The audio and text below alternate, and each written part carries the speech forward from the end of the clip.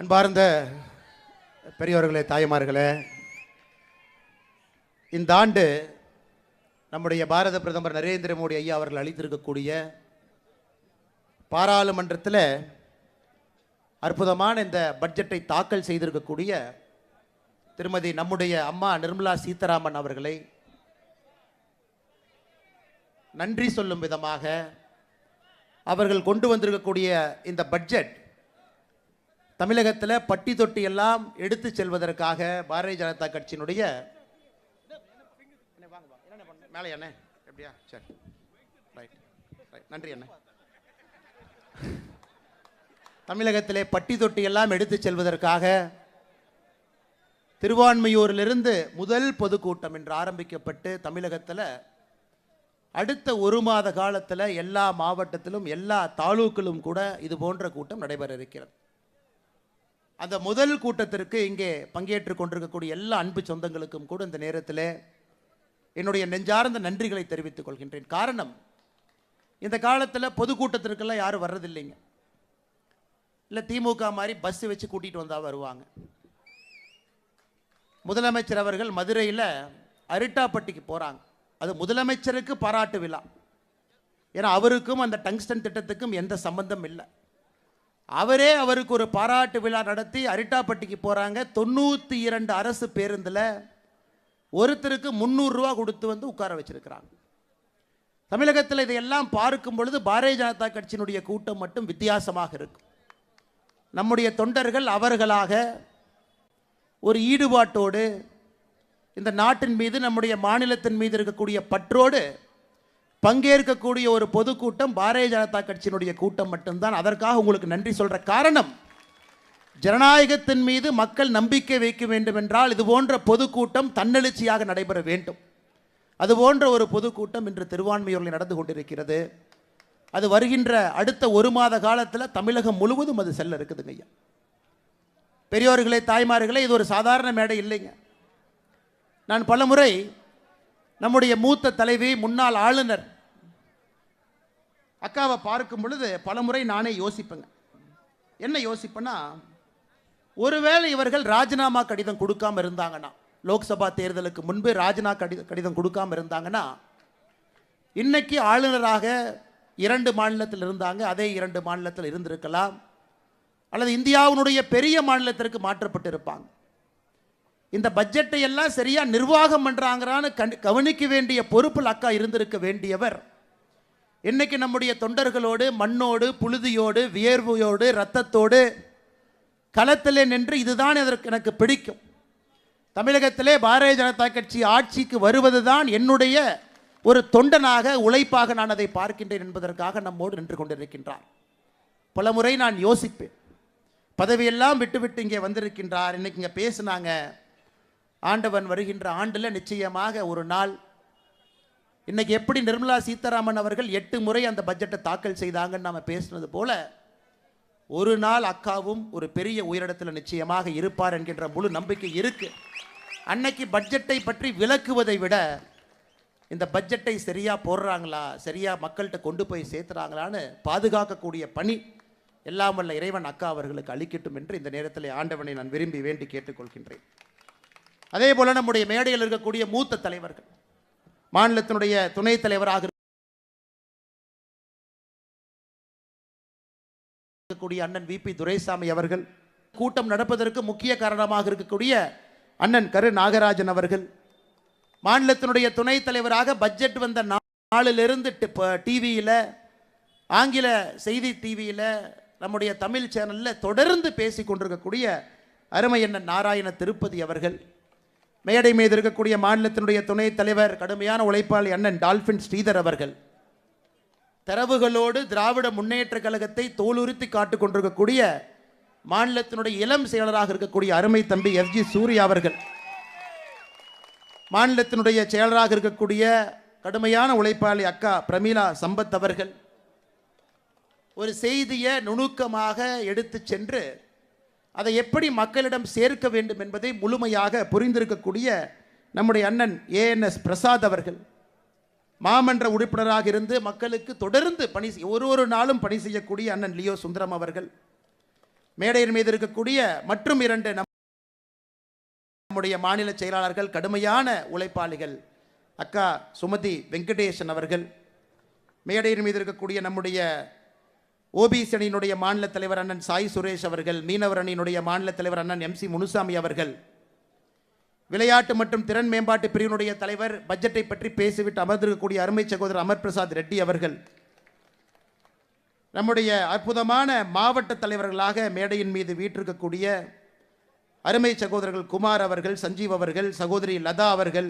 அருமை சகோதரர் கிரி அவர்கள், அருமை சகோதரர் பாஸ்கர் அவர்கள், அருமை சகோதரர் பாலாஜி அவர்கள், அருமை சகோதரர் நாகராஜ் அவர்கள், இந்த மண்டலினுடைய ஆற்றல் மிகுந்த தலைவராக இருக்கக்கூடிய அருமை சகோதரர் பாலு அவர்கள், கிளை தலைவராக மேடையின் மீது வந்து நம்முடைய அன்பு பரிசாக ஒரு பொன்னாடையை பெற்றுக்கொண்டு அழுகின்ற தன்னுடைய குழந்தையை வைத்துக்கொண்டு, கை குழந்தையை வைத்துக்கொண்டு கட்சி பணி செய்யக்கூடிய அற்புதமான நம்முடைய கிளை தலைவர் அருமை சகோதரி யுவராணி அவர்கள், பாரதிய ஜனதா கட்சியினுடைய அலுவலக செயலாளர் சந்திரன் அவர்கள், முக்கியமாக நம்முடைய மீடியா நண்பர்களை இங்கே அழைத்து வந்து பாரதிய ஜனதா கட்சியினுடைய எல்லா செய்திகளும் கூட பட்டி தொட்டி எல்லாம் செல்வதற்கு காரணமாக இருக்கக்கூடிய அருமை சகோதரர் ரங்கராயல் அவர்கள், முக்கியமாக இந்த நிகழ்ச்சி நடப்பதற்கு ஒரு பெரிய காரணமாக இருந்து இந்த இடத்துல நிகழ்ச்சி நடத்தப்பட வேண்டும். காரணம், இதே இடத்துல பல ஆண்டுகளுக்கு முன்பு காங்கிரஸ் பேரியக்கத்திலே கோலோச்சி ஒரு தலைவர், சென்னையினுடைய மேயராக இருந்தவர், இதே இடத்துல தன்னுடைய ஆதரவாளர்களோடு பாரதிய ஜனதா கட்சியில் இணைந்து இன்னைக்கு பாரதிய ஜனதா கட்சியினுடைய வளர்ச்சிக்கு கடுமையாக உழைக்கக்கூடிய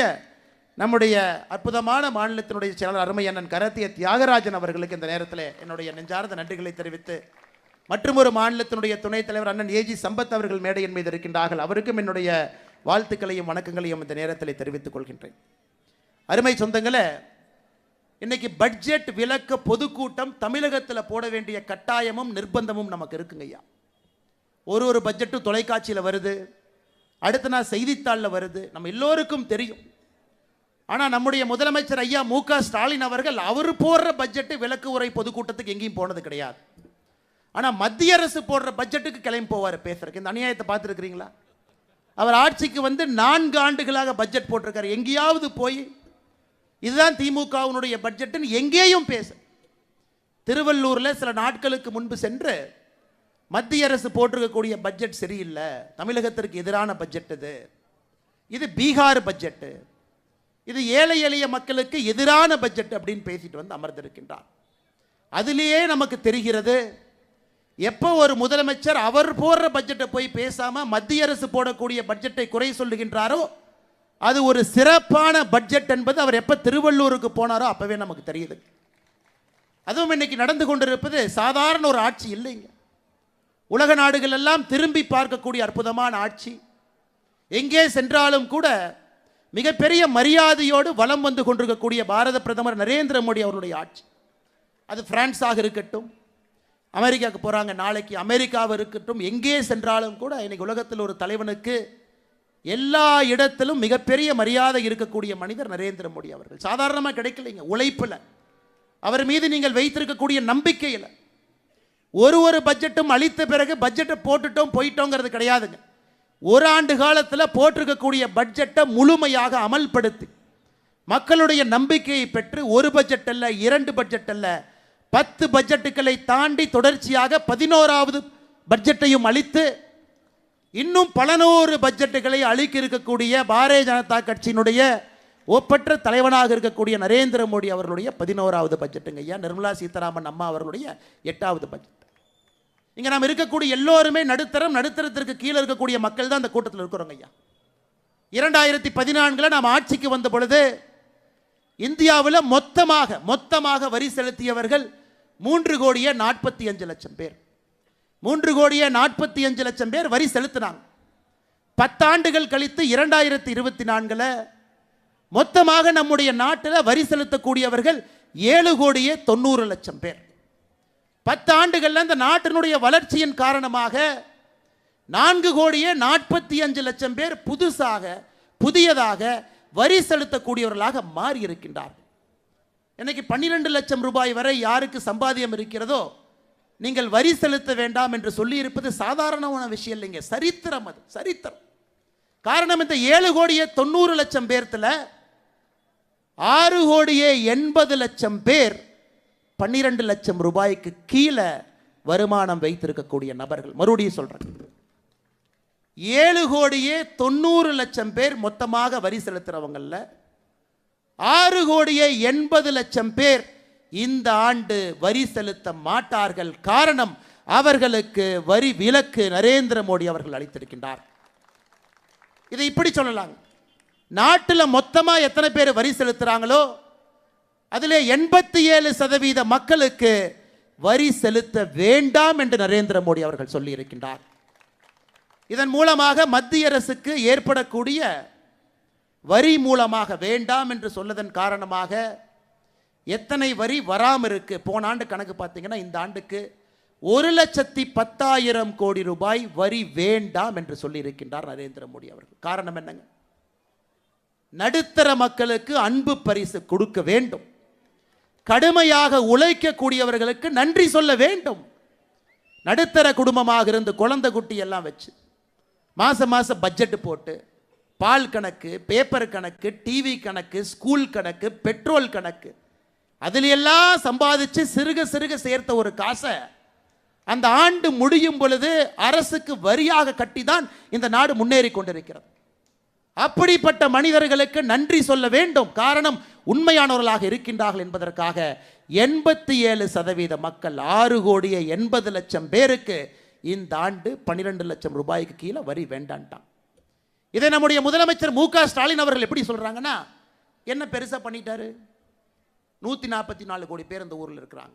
இந்த நாட்டில் 2% மக்களுக்கு வரி இது கொடுத்துருக்கிறாங்க, வரி கட்ட வேண்டாம். இது சாதனையா அப்படிங்கிறார் முதலமைச்சர் அவர்களே. நீங்கள் வீட்டில் போய் கடைக்கு போய் பால் பாக்கெட்டு வாங்கினா உங்களுக்கு அவங்க கஷ்டம் தெரியும், நியூஸ் பேப்பர் வாங்கினா கஷ்டம் தெரியும். நீங்கள் டிஃபெண்டர் காரில் மகன் நடத்தக்கூடிய மிகப்பெரிய நிறுவனம், கோடி கோடியாக சம்பாதனை இருக்கக்கூடிய முதலமைச்சர் அவர்களுக்கு நடுத்தர மக்களுடைய வலி எப்படி தெரியுமா? முதலமைச்சர் மு.க. ஸ்டாலின் ஐயா அவர்களே, ஒரே வார்த்தையில் கொச்சப்படுத்திட்டு போயிட்டீங்க. ஒரே வார்த்தையில் 2% மக்கள் பயனடைகின்றார்கள் என்று சொல்வதை விட வரி செலுத்தக்கூடியவர்கள் 87% மக்கள் பயனடைகின்றார்கள். இது நடுத்தர மக்களுக்கு கிடைத்திருக்கக்கூடிய மிகப்பெரிய பரிசு. இன்னைக்கு தமிழ்நாட்டில் எத்தனை பேர் பயனடைஞ்சிருக்கிறாங்க? இன்னும் முழுமையாக நம்மிடம் அந்த நம்பர் இல்லை அப்படின்னா கூடங்க, குறைந்தபட்சம் 60 லட்சம் பேர் தமிழ்நாட்டில் மட்டுமே, குறைந்தபட்சம் 60 லட்சம் பேர், 60 லட்சம் பேருக்கு மேல இந்த ஆண்டு மத்திய அரசு 12 லட்சம் ரூபாய் வரை வரி செலுத்த வேண்டாம் என்று சொன்னதன் காரணமாக குறைந்தபட்சம் 60 லட்சம் பேர் பயனடைஞ்சிருக்கிறாங்க. இன்னைக்கு முதலமைச்சர் இதோடு நிற்கலீங்க, இன்னும் முன்னாடி போறார். எங்களுக்கு நீங்க பட்ஜெட்டே கொடுக்கல, இந்த பட்ஜெட்டில் பார்த்தீங்கன்னா 5 முறை பீகார் பீகார் பீகார்னு சொன்னீங்க, அதனால் இது பேர் பீகார் பட்ஜெட்.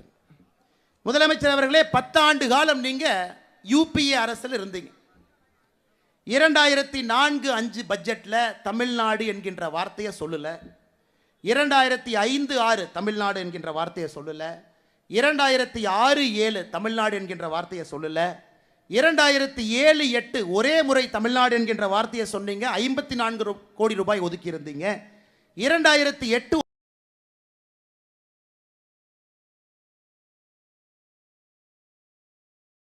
ஒரு முறை தமிழ்நாடு என்கின்ற வார்த்தையை பயன்படுத்தினீங்க, 300 கோடி.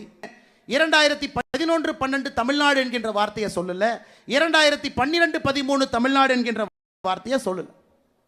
மொத்தமாக 10 ஆண்டுகளில் 5 முறை பட்ஜெட்டில் தமிழ்நாடு என்கின்ற வார்த்தை. நீங்கள் ஆட்சியிலிருந்து யூபிஏல சொன்னீங்க, தமிழ்நாடு என்கின்ற வார்த்தைக்கு மொத்தமாக ஒதுக்கப்பட்ட நிதி 8054 கோடி. நாம் ஆட்சிக்கு வந்த பிறகு இந்த 11 பட்ஜெட்டில் தமிழ்நாடு என்கின்ற வார்த்தை எங்கெல்லாம் பயன்படுத்தி இருக்கின்றோமோ மொத்தமாக ஒதுக்கப்பட்டிருக்கக்கூடிய நிதி 1,68,585 கோடி. முதலமைச்சர் அவர்களே, 10 ஆண்டு கால வெறும் தமிழ்நாடுன்னு 5 முறை சொல்லி 8000 கோடி எங்கே? 11 ஆண்டுகளில் நிதிநிலை அறிக்கையில் தமிழ்நாடு என்று சொல்லி 1,68,585 கோடி எங்கே? எல்லா ஆண்டும் எல்லா பட்ஜெட்டில் எல்லா மாநிலத்தினுடைய பெயரையும் சொல்வது கிடையாது. 2021-22 தமிழ்நாடு என்கின்ற வார்த்தை நம்முடைய பட்ஜெட்டில் பயன்படுத்தும் பொழுது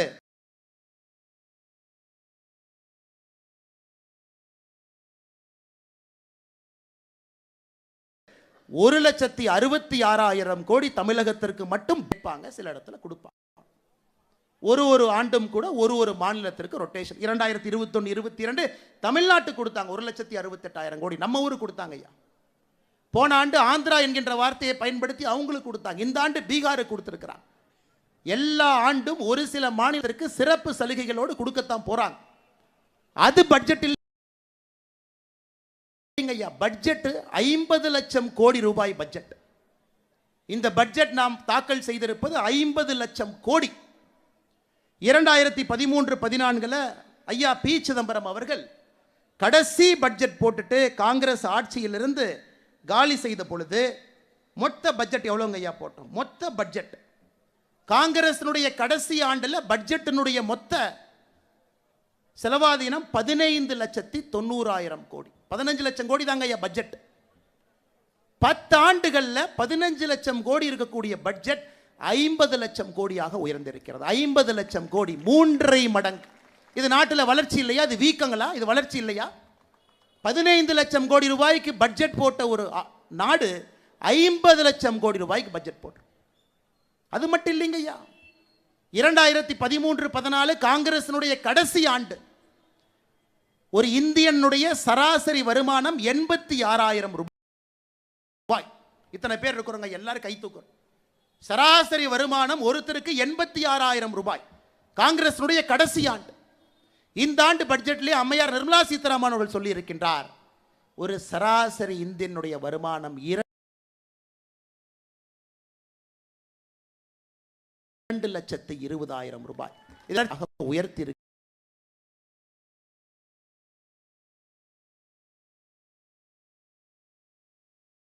இருக்கின்றோம். அதுவும் 2.5 மடங்கு. வீட்டுக்கு வெளியே வாங்க, சிவப்பு கம்பளத்துக்கு வெளியே வாங்க,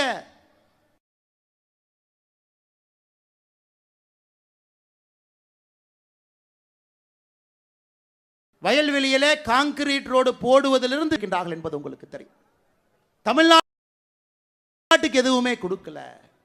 தமிழ்நாட்டை வஞ்சிக்கிறாங்க, ஏன் மாநிலத்தை எல்லாம் வஞ்சிக்கிறாங்க. அதுதான் மோடி அரசு மேல இருக்கக்கூடிய கோபங்கிறார் முதலமைச்சர் அவர். கடைசியாக காங்கிரஸ் அவங்க பட்ஜெட் போட்டுட்டு 2013-14 நிதி பகிர்வு, மொத்த நிதியில் எவ்வளவு நிதியை மாநிலத்துக்கு கொடுத்தாங்க. நிதி பகிர்வு மொத்தமாக 5,22,000 கோடி. எல்லா மாநிலத்துக்கும் நிதி பகிர்வு 5,22,000 கோடி. இந்த ஆண்டு நிதி பகிர்வு 25,60,000 கோடி. 5 மடங்கு மாநிலத்திற்கு வரக்கூடிய நிதி பகிர்வு அதிகரிச்சிருக்கு இல்லைங்களா? 5 மடங்கு. 10 ஆண்டுகள், 75 ஆண்டுகள் சுதந்திரத்திற்கு பிறகு 5 லட்சம் கோடி கொடுத்தீங்க மாநிலத்திற்கு, எல்லா மாநிலத்துக்கும் சேர்த்து. 10 ஆண்டுகளில் 25 லட்சம் கோடி ரூபாய் மத்திய அரசு நிதியை பகிர்ந்து எல்லா மாநிலத்துக்கு கொடுத்து. ஏன் பொய் சொல்றீங்க? எதற்காக மேடை போட்டு மைக்கு கட்டி எதற்காக முதலமைச்சர் அவர்களை பொய் பேசுறீங்க? நீங்க மட்டும் பொய் பேசல, சுத்தி இருக்கக்கூடிய அமைச்சர்கள் எல்லாம் போட்டி போட்டு பொய் சொல்றாங்க. அதையெல்லாம் நான் பட்டியலிட்டு காட்டுறேங்க, என்னென்ன பொய் நீங்க சொல்லியிருக்கிறீங்க. எந்த இடத்துல எல்லாம் முதலமைச்சர் அவர்கள் தரம் தாழ்ந்து பொய் சொல்லியிருக்கிறார். ஒரு முதலமைச்சருடைய பதவிக்கு அது அழகா? சத்திய பிரமாணம் செய்து அரசியலமைப்பு சட்டத்தின்பால் நம்பிக்கை வைத்து ஆட்சியில் இருக்கக்கூடிய முதலமைச்சர் பொய்யான தரவுகளை கொடுக்கலாங்களா? அதையெல்லாம் அடுத்த 10 நிமிஷம் நான் சொல்றேங்க. நிதி பகிர்வு உயர்ந்திருக்கிறது, பட்ஜெட் மொத்தமாக உயர்ந்திருக்கிறது, ஒரு தனி மனிதனுடைய வருமானம் உயர்ந்திருக்கிறது, நாடு உயர்ந்திருக்கிறது. இதுல மோடி அவர்கள் 87% நடுத்தர மக்களுக்கு நீங்க வரியே கட்ட வேண்டாம், நான் பார்த்துக் கொள்கின்றேன் இந்த நாட்டை. யோசிச்சு பாரு, 90 லட்சம் பேர் வரி கட்டி இந்த நாட்டை நடத்துறாங்க. யோசிச்சு பாரு. அது முதலமைச்சர் அவர்களே நன்றா புரிஞ்சுக்குங்க. 144 கோடி பேர் மக்கள் இருக்கக்கூடிய தாய் திரு இந்திய நாட்டில் 90 லட்சம் பேர் தான் இன்னைக்கு வரி கட்டுறாங்க. அது சந்தோஷம் தான், நமக்கு போதும். மிச்சவங்க வரி கட்டவில்லை என்றாலும் கூட எப்படி இந்த நாட்டை நடத்த வேண்டும், நடத்த முடியும் என்பதை மோடி அவர்கள் காட்டிக் கொண்டிருக்கின்றார். அதை நீங்க போய் பாருங்க. அதை பார்த்துட்டு பாடம் எடுத்துக்கொண்டு தமிழகத்திற்கு வாங்க. நீங்க போடுற பட்ஜெட்டையும் மக்கள்கிட்ட சொல்லுங்க. பட்ஜெட் இல்லைங்கய்யா, தமிழ்நாடு என்கின்ற வார்த்தை இல்லை. ஆனால் தமிழ்நாட்டுக்கு எவ்வளவு கொடுத்துருக்கிறாங்க. இந்த ஆண்டை விட்டுருங்க ஐயா, இந்த ஆண்டு நான் பேசவே விரும்புகிறேன். 2021, 22, 23, 24 4 ஆண்டுகள் எடுத்துக்கலாம். நீங்கள் ஆட்சிக்கு 21 வந்தீங்க. நீங்கள் 4 ஆண்டுகளில் வந்த பிறகு பெருசாக எதுவும் பேசலைங்க ஐயா. மத்திய அரசனுடைய டாப் 10 திட்டங்கள், முதல் 10 திட்டங்கள் 4 ஆண்டுகளில் எவ்வளவு பணம் வந்திருக்குன்னு மட்டும் பாருங்க. 100 நாள் வேலைவாய்ப்பு திட்டம் முழுவதுமாக மத்திய அரசு கொடுக்கின்ற பணம் 4 ஆண்டுகளில் 38,641 கோடி. விவசாய கௌரவ நிதி பிஎம் கிசான் 4 ஆண்டுகளில் 6,209 கோடி. சமகிரக சிக்ஷா இப்போ பிரச்சனை ஆகிட்டு இருக்கு, அதை நம்ம பின்னாடி பேசுகிறேங்க ஐயா, 5,880 கோடி. குழந்தைகளுடைய ஊட்டச்சத்தை உறுதி செய்யக்கூடிய திட்டம் போஷன் அபியான் 2,796 கோடி. சுகாதாரத்தை மேம்படுத்த உட்கமைப்பு நிதி 5,753 கோடி. முதியோர் பென்ஷன் முழுவதும் மத்திய அரசு கொடுக்குறாங்க ஐயா, 2,480 கோடி. வீடு வீட்டு குடிநீர் ஜல்ஜீவன் திட்டம் 5,899 கோடி. கிராமப்புற மோடி வீடு 3,087 கோடி. இந்த முதல் 10 திட்டத்தை மட்டும் நீங்கள் கூட்டி கழிச்சு பாருங்க ஐயா.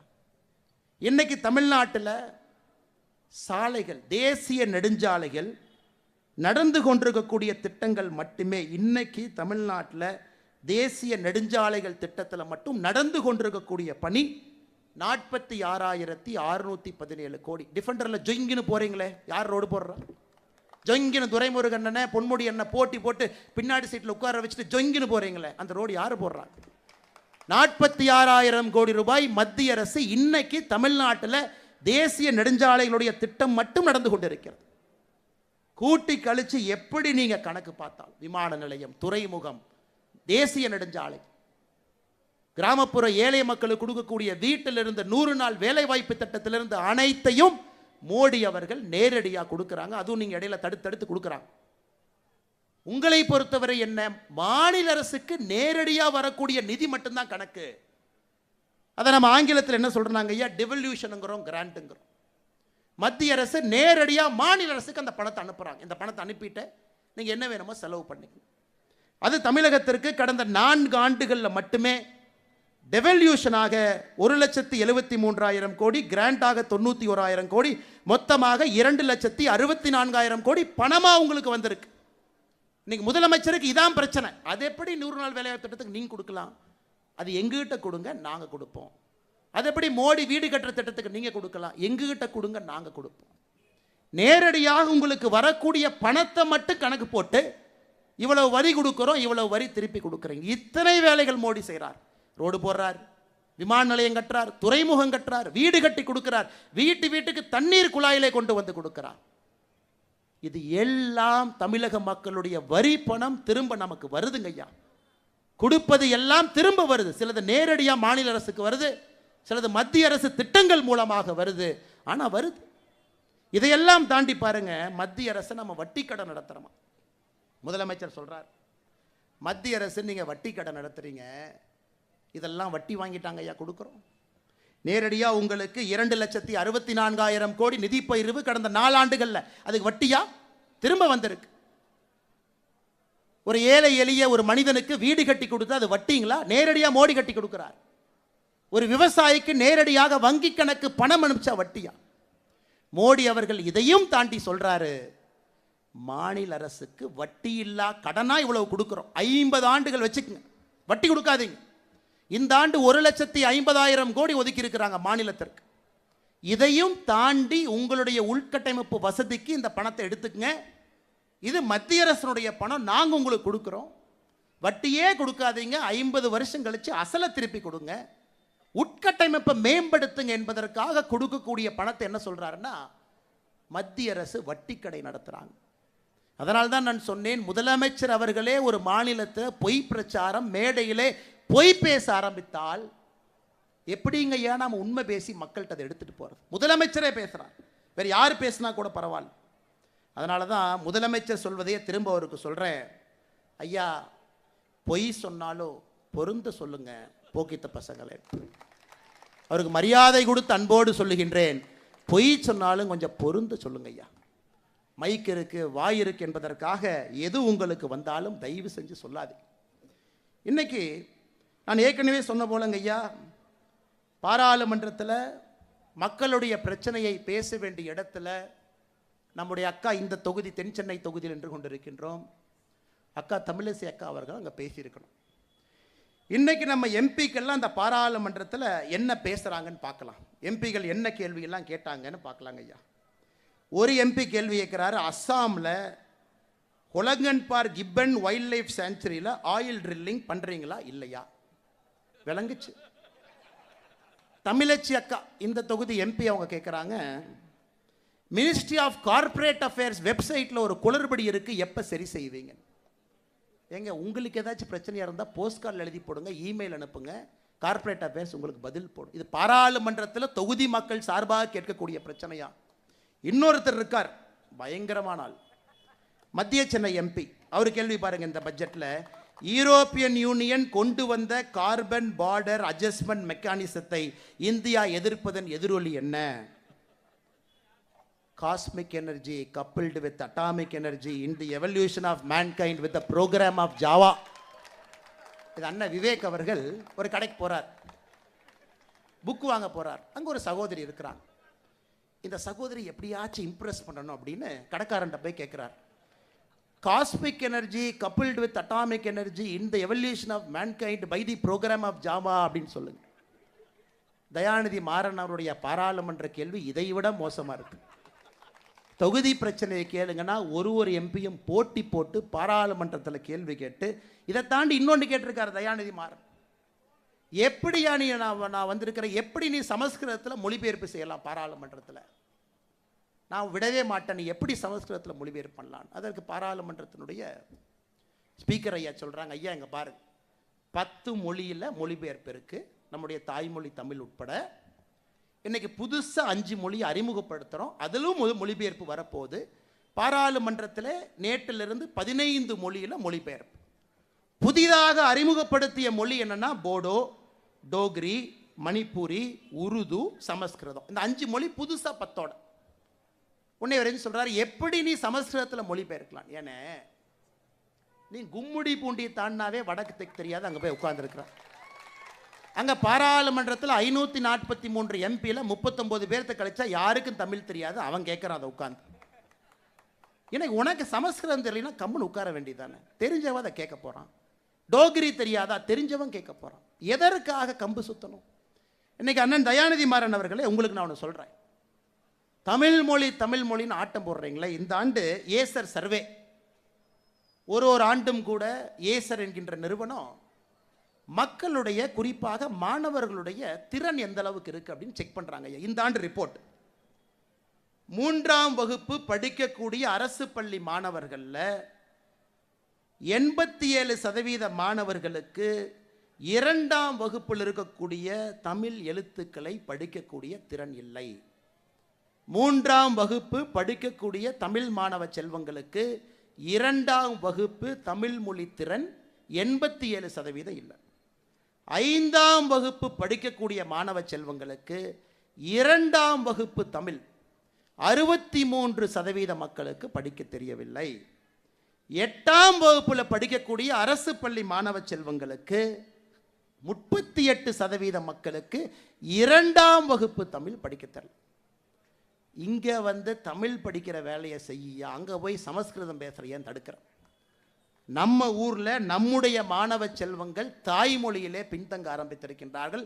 இந்த வருஷம் ஏசர் ரிப்போர்ட் சொல்லுது. ஏசர் ரிப்போர்ட்டோட வேற எந்த ரிப்போர்ட் இல்லைங்க ஐயா, ஒரே ரிப்போர்ட், அதான் ஹையஸ்ட் ரிப்போர்ட். அதை பாருங்க, அதை போய் முதலமைச்சர்கிட்ட சொல்லுங்க. தாய்மொழி திறனை ஊக்குவிப்பதற்கு முயற்சி எடுங்க. வெட்கமா இல்லையா உங்களுக்கு? ஆட்சியில் இருக்கிறீங்க, தமிழ் மொழியை சொல்லி அரசியல் பண்றீங்க, வெட்கப்பட வேண்டும். இந்தியாவில் மொத்தமாக 18 சமஸ்கிருத பல்கலைக்கழகம் இருக்கு, நாம கட்டலீங்க ஐயா, கட்டிட்டாங்க, வேண்டும் என்று இருக்கிறது. தமிழ் பல்கலைக்கழகம் ஒன்றே ஒன்று இருக்கு. யாராவது உங்களைய தமிழ் பல்கலைக்கழகம் 10 கட்ட வேண்டாம் என்று சொன்னோமா? அதுவும் புரட்சி தலைவர் எம்ஜிஆர் ஐயா கட்டின தஞ்சாவூர் தமிழ் பல்கலைக்கழகம் ஒன்னே ஒன்று. கர்நாடகாவில் போய் தமிழ் பல்கலைக்கழகம் கட்ட வேண்டாம் என்று யாராவது சொன்னாங்களா? அல்லது பீகார், ஒரிசால போய் ஒரு தமிழ் பல்கலைக்கழகத்தை ஆரம்பிப்போம், அங்க தமிழ் சொல்லிக் கொடுப்போம், நிதி கொடுங்க. மத்திய அரசு கிட்ட மத்திய அரசு எவ்வளவு நிதி கொடுக்கணுமோ அதை நாங்க வாங்கிட்டு வர்றோம். இந்தியாவில் எல்லா இடத்திலும் தமிழ் மொழியை கொண்டு செல்ல வேண்டும் என்றால் எல்லா இடத்துலையும் ஆரம்பிக்கலாம். அதற்கு உங்களுக்கு வக்கில்ல துப்பில்லை. பாராளுமன்றத்தில் cosmic energy coupled with atomic energy மாதிரி கேள்வியை கேட்டுட்டு சமஸ்கிருதத்தை எதுக்கியா சொல்லி கொடுத்தேன்னு கேட்குறேன். இதெல்லாம் நடந்துட்டு இருக்க இன்னொருத்தர் அறிக்கை கொடுக்கிறாரு, சில்ட்ரன்ஸ் விங் அப்படின்னு. ஆல்ரெடியே இவ்வளவு பஞ்சாயத்து போயிட்டு இருக்கு. ஒருத்தர் சில்ட்ரன்ஸ் விங்குங்கிறார். நான் கேட்டேன், எதுக்குண்ணே சில்ட்ரன்ஸ் விங்குன்னு போட்டிருக்காங்க? ஆனால் கட்சியில் இருக்கிற குழந்தை பசங்க தான், அதுக்காக சில்ட்ரன்ஸ் விங்குன்னு வச்சிருக்கிறாங்க. பாரு,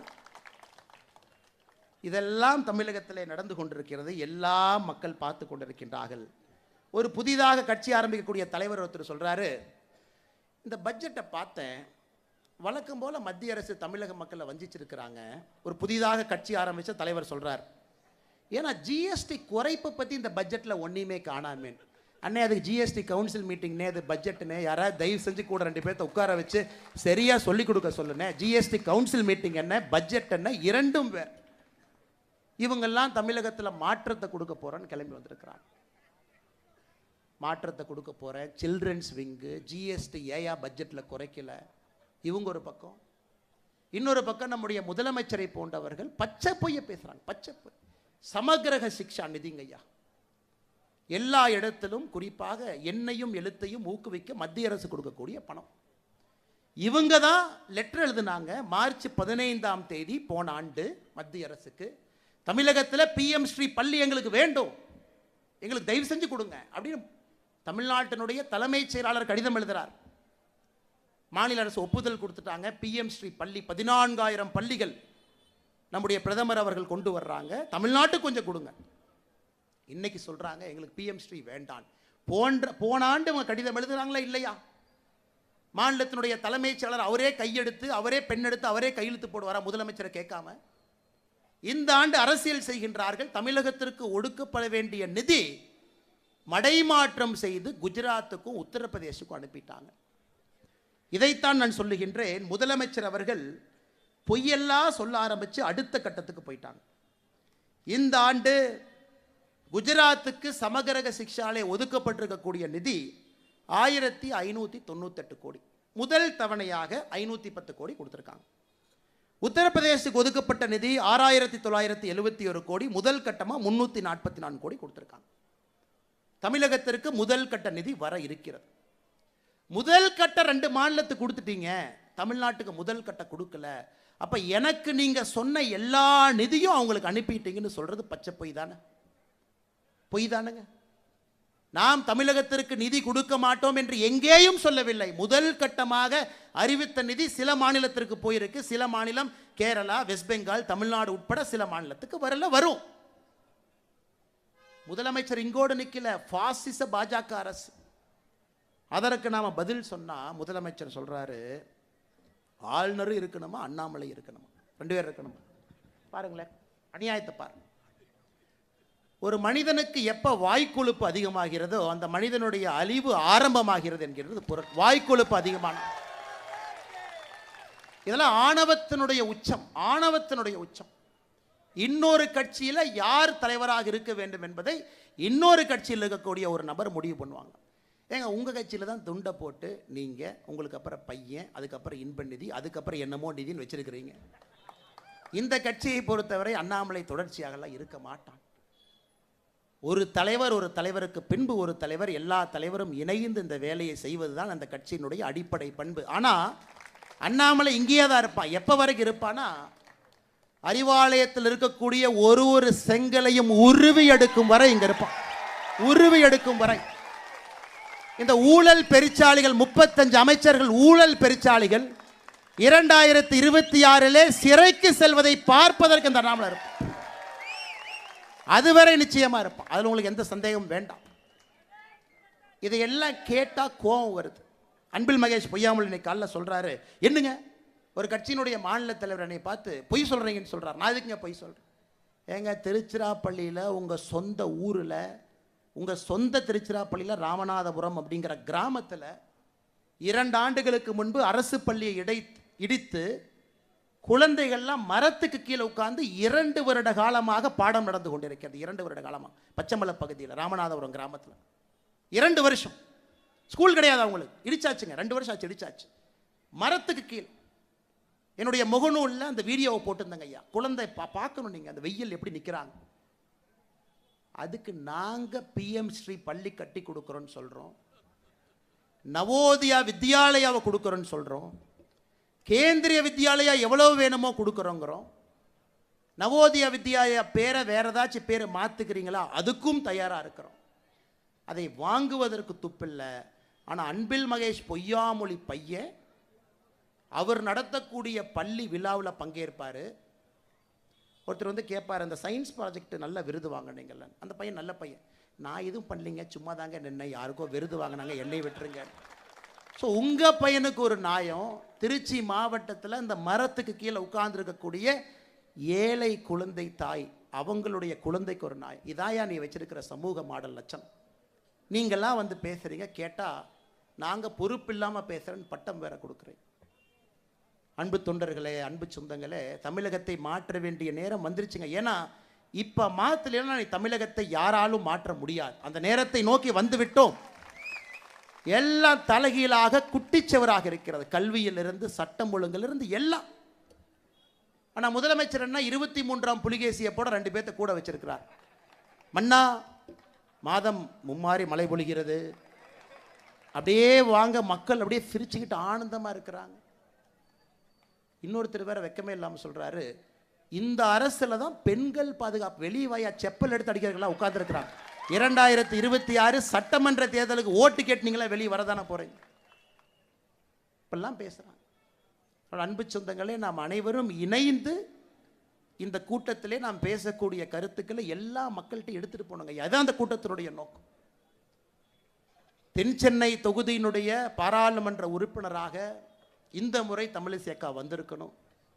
எல்லாம் பெரிய மனதோடு இத்தனை லட்சம் வாக்குகளை வாரி இழைச்சிங்க. உங்களுக்கு தெரியும், வெற்றி என்பது தாமதப்பட்டிருக்கிறதோ தவிர வெற்றி என்பது வராமல் போகலைங்க ஐயா, தாமதப்பட்டிருக்கிறது, அவ்வளவுதான். 2026 நிச்சயமாக அது நடக்கத்தான் போகிறது. அதில் எந்த மாற்று கருத்தும் இல்லைங்க ஐயா. நம்ம தெல்ல தெளிவாக இருக்கோம். இவங்க எந்த அளவுக்கு விஞ்ஞான ஊழல் செய்கிறாங்கன்னு ஒரே ஒரு கருத்தை மட்டும் முன்னாடி வைக்கிறாங்க ஐயா. எந்த அளவுக்கு விஞ்ஞான ஊழல்? இலவச வேட்டி சேலை திட்டம் ஐயா. ஒரு வேட்டி எடுத்தீங்கன்னா நூல் 2 பக்கம் வருங்க ஐயா. இது ஒரு நூல், இது ஒரு நூல். இந்த நூல் பேர் வார்ஃபுமாங்க, இந்த நூல் பேர் வெஃப்ட்டுமாங்க. இந்த 2 நூல் சேரத்தான் வேட்டி செய்ய முடியும். தமிழக அரசு போன ஆண்டு சொல்றாங்க, இலவச வேட்டியில வார்ப் நேரா இருக்கக்கூடிய நூல் 100% காட்டன் தான் இருக்கணும். இவங்க எந்த அளவுக்கு ஊழல் பண்றாங்கன்னா, காட்டனுக்கு பதிலாக பாலிஸ்டரை மாத்துறாங்க. காட்டன் விலை என்ன, பாலிஸ்டர் விலை என்ன, அதுல மட்டுமே 300 கோடி ரூபாய் ஊழல். காட்டனை எடுத்துட்டு பாலிஸ்டர். அந்த வேட்டியை 5-6 வேட்டி எடுத்து நம்ம சோதனை பண்ணோம். அந்த சோதனையில் 78% பாலிஸ்டர் இருக்கு, 100% காட்டன் இருக்க வேண்டிய இடத்துல 300 கோடி ரூபாய் மொத்தமாக ஊழல். டிவிஎஸ்சிக்கு கம்ப்ளைண்ட் கொடுத்தோம். முதல் முறையாக DVSC, department of vigilance and anti corruption, லஞ்ச ஒழிப்பு அதிகாரி பாரதிய ஜனதா கட்சி அலுவலகத்துக்குள்ள வந்து என்னைய அலுவலகத்தில் கேள்வி கேட்டாங்க. எங்க போய் வேட்டி வாங்கினீங்க, நீங்க வேட்டி வாங்கினீங்களா, இவர்கிட்ட வாங்கினீங்களா, அந்த வேட்டி எப்படி சோதனை பண்ணீங்க? நாங்கள் பாருங்க, ஏதாங்க வேட்டி இப்படி சொல்லுவீங்கன்னா 3 இடத்துல வேட்டி வாங்கி 3 சோதனை 3 லேபில் பண்ணியிருக்கிறேன், எல்லாத்தையும் வீடியோகிராஃப் எடுத்திருக்கிறேன், கம்ப்ளைண்ட்டும் கொடுத்துருக்கிறேன், ஆக்ஷன் எடுங்க யான். இந்த ஆண்டு எவ்வளவு டெக்னிக்கல் ஆளுங்க பாருங்க. இந்த ஆண்டு கொள்முதல் கொள்கையே மாற்றி வார்ப்பில் 65% பாலிஸ்டர் அலோடுன்னு இவங்களே மாற்றிருக்கிறாங்க. போன ஆண்டு 100% காட்டன் இருக்க வேண்டும் என்று சொன்னவர்கள் 60. அதனால காந்தி அவர்களே, ஈரோட்டில் உங்க பினாமி செஞ்ச பேரோட எனக்கு தெரியும், யாரு செஞ்சாங்கிறதும் தெரியும். 91 கள்ளச்சாராயம் காட்சி குண்டாஸ் வழக்கிலே உள்ளே சென்றவர் நீங்க. காந்தின்னு பேர் வச்சுக்கிட்டு எங்களுக்கு பாடம் எடுக்க வேண்டாம். தமிழகத்திலே நேர்மை என்ன. அண்ணன் பெரிய கருப்பன் அவர்கள், நாம் ஒரு அறிக்கை கொடுக்கிறோம். அண்ணே, பயிர்க்கடன் தள்ளுபடி 12,110 கோடி ரூபாய் தள்ளுபடி பண்றேன்னு சொன்னீங்களே, பண்ணலையே. நான் பெரிய கருப்பன் அவர்கள் பதில் அறிக்கை அமைச்சர் கொடுக்கிறாரு, நைட்டு 11:55 கொடுக்கிறார்.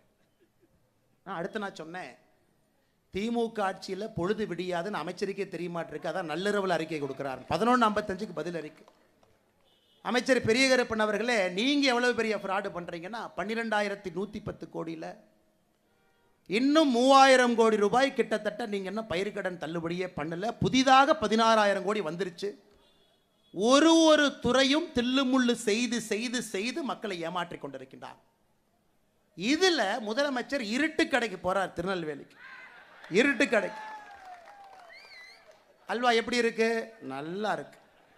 அந்த அல்வா கொடுக்குற அம்மாவோட முகத்தை பார்க்கணும். 3.5 வருஷமா உங்கள்கிட்ட அல்வா வாங்குறேன், ஒரு அல்வா தான் என்னால் கொடுக்க முடிஞ்சது.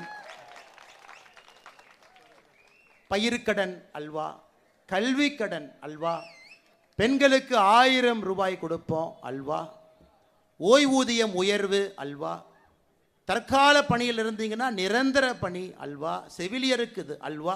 மொத்தமாக அல்வா கடை நடத்தி கொண்டிருக்கக்கூடிய முதலமைச்சர் அவர்கள் மத்திய அரசு நாம அல்வா கொடுக்குறோன்னு சொல்றீங்கன்னா உங்களுக்கு எவ்வளவு திராணி இருக்கும். அதனால் அன்பு முதலமைச்சர் அவர்களே, இன்னும் 1 வருஷம் உங்களுக்கு இருக்கு. 1 ஆண்டு காலம் சரியா எழுதி வச்சுக்கங்க, 365 நாள். எப்போ நீங்கள் மதுரைக்கு போய் ஜல்லிக்கட்டை பார்க்கும்போது மூர்த்தி அவரை பார்க்கணும். இன்ப நிதி கூட 4 நண்பர்கள் வந்திருக்கிறாங்க. இன்ப நிதிக்கு அந்த வியூ, அந்த மாடுக்கு அப்படியே தெரிய மாட்டேதாமா. உடனே அந்த மூர்த்தியோட ஒரு அம்மாவை பார்த்து, யாருமா இந்த அம்மா, நீ எதிரிமா அப்படி, அந்த அம்மா தான் கலெக்டருங்கிறாங்க. யாராக இருந்தால் நான் எந்திரியில். இன்ப நிதி அவருக்கு தெரியாத ஒரு மாட்டை பார்த்து என்னையா நம்ம ஆட்சி நடத்துகிறோம். இது எல்லாம் தமிழகத்தில் மக்கள் பார்த்து கொண்டு இருக்கலாம். கலெக்டர் அம்மா அப்படியே சைலண்டாக எந்திரிச்சு அப்படி 2 சேர் தள்ளி உட்காடுறாங்க. மூர்த்தி சொல்கிறேன், எல்லாம் வாங்க வாங்க தம்பிகள்லாம் வாங்க, தம்பிகள்லாம் வந்து ஃபர்ஸ்ட் ரோல் உட்காந்துலாம் பாருங்கள். நீ போய் அப்படி மாட்டை பார்க்கலின்னா அந்த மாடு வெளியே வராது, அந்த மாடு ஜல்லிக்கட்டு பண்ணாது. பாருங்க, தள்ள விதி. இவர்களுடைய கொடூரத்தை தாண்டி இந்த குஞ்சு கோழின்னு சொல்லுவோம், நீ குஞ்சு கோழியினுடைய கொடூரத்தையும் பார்க்க வேண்டிய நிலைமை நமக்கு. 2ஆம் தலைமுறை 3ஆம் தலைமுறை எல்லாம் வளர்த்து விட்டு மோடிக்கு பாடம் எடுக்கின்றார் ஜனநாயகம்னா என்னன்னு. கிளை தலைவரை மேடையில் அழைத்து கௌரவம் கொடுத்து இந்த கட்சியில் அப்புறம் தாங்க கூட்டமே நடத்துவோம். அது இந்த கட்சியினுடைய ஜனநாயகம். மக்கள் கையை கொடுக்கும் பொழுது இந்த பாக்கெட்டில் சானிடைசர் எடுத்து இந்த கையில் தொடச்சிக்கிட்டு, முதலமைச்சர் அவர்களே பாக்கெட்டில் கையை விடுறீங்க, அதுக்கு தானே பேண்ட்டை போட்டிருக்கிறீங்க. அதுபோல தான் இங்கே பாரதிய ஜனதா கட்சியில் யாரும் கிடையாது. கடைசியாக இன்னைக்கு ஒரு அறிவிப்பையும் சொல்கிறோம். தமிழ்நாட்டில் நீங்கள் என்ன சொல்லுவீங்க அப்படிங்கிறத இன்னைக்கு நாங்கள் சொல்கிறோம். அக்கா தமிழிசை அவர்கள் தலைமையில் பாரதிய ஜனதா கட்சியின் சார்பாக ஒரு குழு நம்ம போட போகிறோம். அந்த குழு பாரதிய ஜனதா கட்சி ஆட்சியில் இருக்கக்கூடிய மாநிலத்தினுடைய முதலமைச்சர்கள் எல்லாம் சந்தித்து, அங்கே நம்முடைய மக்கள் நலத்திட்டங்கள் என்னெல்லாம் செய்யறாமோ அதை பார்த்துட்டு வந்து தமிழகத்திலே 2026 தேர்தல் அறிக்கையை தயாரிப்பாங்க. பெண்களை நல்லா கேட்டுக்குங்க தாய்மார்களே, டெல்லியில் 2500, இங்கே அதை தாண்டி செல்ல இருக்கின்றோம். அதை தாண்டி எங்களால் செய்ய முடியும். அசாமில், மத்திய பிரதேசில், மகாராஷ்டிராவில் அனைத்து இடத்திலும் ஏழை மக்களுக்கு ஆதரவாக பாரதிய ஜனதா கட்சி நிற்குது. தயவு செஞ்சு இந்த 1000 ரூபாய் தூக்கிட்டு எங்கள் பக்கத்தில் வந்துடாதீங்க. மற்ற மாநிலத்திலே பாரதிய ஜனதா கட்சி தாய்மார்களுக்கு, மகளிருக்கு, சகோதரிகளுக்கு மகாராஷ்டிராவில் 2100, டெல்லியில் 2500. அக்கா அவர்கள் குழு எல்லா மாநிலத்திற்கும் சென்று வந்த பிறகு இந்தியாவிலே தேசிய ஜனநாயக கூட்டணி பாரதிய ஜனதா கட்சியினுடைய ஆட்சி அதிகமாக பெண்கள் தாய்மார்களுக்கு மாதம் மாதம் உதவித்தொகை கொடுப்பது தமிழகத்தில் தான் அதிகம் என்பதை எங்களுடைய தேர்தல் வாக்குறுதியாக மக்களுக்கு நாம் கொடுக்கணும். இந்த 1000 ரூபா, அதை 200 ரூபா ஏற்றுறேன், 300 ரூபா ஏற்றுறேன், இந்த பக்கம் வந்துடாது. உங்கள் முல்லை எடுத்து, உங்கள் முல்லை எப்படி எடுத்து எறிவது என்பது பாரதிய ஜனதா கட்சிக்கு தெரியும். மக்களோடு மக்களாக 2026 தேர்தல் களத்தில் நிற்போம். இந்தியாவில் எங்கேயெல்லாம் மூளை முடுக்கெல்லாம் மக்களுக்கு எந்த மாதிரி திட்டத்தை எல்லாம் கொண்டு வந்திருக்கின்றோமோ, வளர்ச்சி திட்டத்தோடு தமிழகத்திற்கு அதையும் கொண்டு வரப்போகின்றோம். எங்கள் தேர்தல் அறிக்கையோடு போட்டி போட்டு தைரியம் இருந்தால் வெற்றி பெற்று காட்டுங்கள் 2026 தேர்தலில். காரணம், இது மோடியின் கேரண்டி. சொன்னார்னா அது செய்வாருங்க. எல்லா மாநிலத்திலும் சொல்லி இருக்கின்றார், தமிழகத்திலும் சொல்ல போகின்றார். தமிழகத்திலும் நம்முடைய ஆட்சி செய்து காட்ட போகிறது. வளர்ச்சியும் வேணுங்க, ஏழை மக்களையும் கையோடு அழைச்சிட்டு போகணும். 90 லட்சம் பேர் தான் வரி கட்டுறாங்க. இன்னும் கோடிக்கணக்கான மக்களை வரி கட்ட வேண்டும் என்றால் அவர்களை உயர்த்த வேண்டிய கட்டாயம் நமக்கு இருக்கு. எல்லாம் கலந்த ஒரு ஆட்சி 2026 தேசிய ஜனநாயக கூட்டணி தமிழகத்திற்கு நாம் கொண்டு வருவோம். எல்லா மக்களுக்குமான ஆட்சியாக அது இருக்கும். அதற்கு நாம் செய்ய வேண்டியது கடுமையான களப்பணியை நாம் செய்தால் போதுங்கய்யா. மக்கள் தானாக மோடியின் பக்கம் வந்து விடுவார்கள். பாரதிய ஜனதா கட்சியினுடைய ஆட்சி, தேசிய ஜனநாயக கூட்டணியின் ஆட்சி நிச்சயமாக தமிழகத்திலே உறுதியாக மலரும். அக்கா சொல்வதை போல தாமரை மலர்ந்தே தீரும் 2026 தமிழகத்தில். பொறுமையாக இந்த நிகழ்வுக்கு வந்து கேட்டுக்கொண்டிருக்கக்கூடிய எல்லா அன்பு நண்பர்களுக்கு கூட என்னுடைய நெஞ்சார்ந்த நன்றிகளை வணக்கங்களை